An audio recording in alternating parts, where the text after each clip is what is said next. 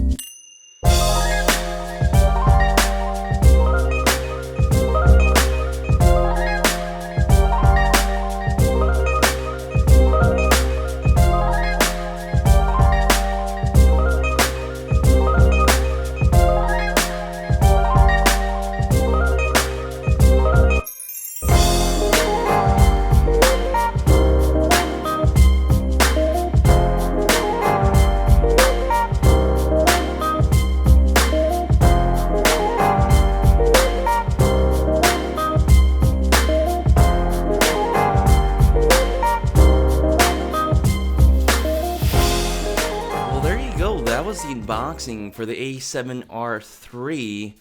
This is really not gonna dive into the menus, let's just put it this way. I'm gonna have another video that's gonna go over kind of like a live demo of how I'm gonna set up the camera for how I shoot and kind of go through it not knowing a whole lot about it, and just kind of guide you through the thinking process that I go through when I'm setting up the camera for the first time. So in terms of build quality and design, it's very, very similar to the A9. Okay, let's just put it this way.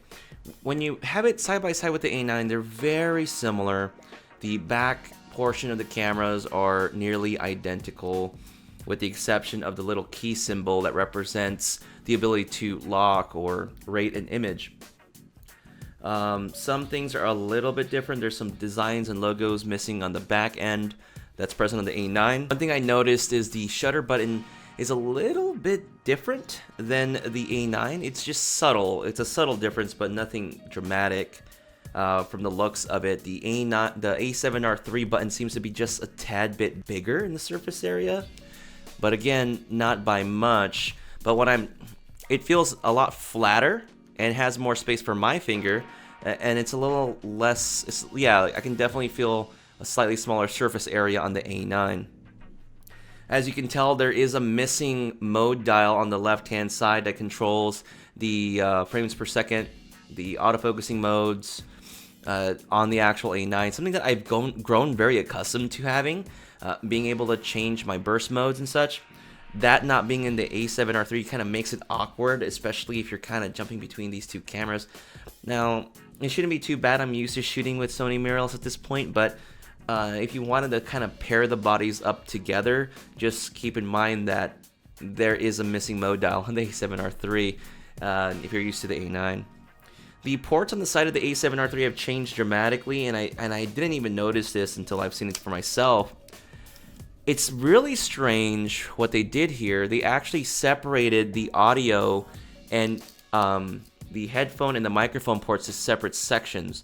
I was thinking it'd be smarter just to keep them into one separate block altogether, so that way it would be the same, and then move the HDMI port to where the PC sync, the sync cable's at, sync port is.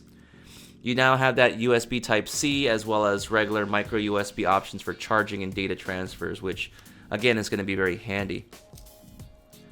Other than that, cosmetically, it looks like the A7R II. It feels sort of like the A7R II.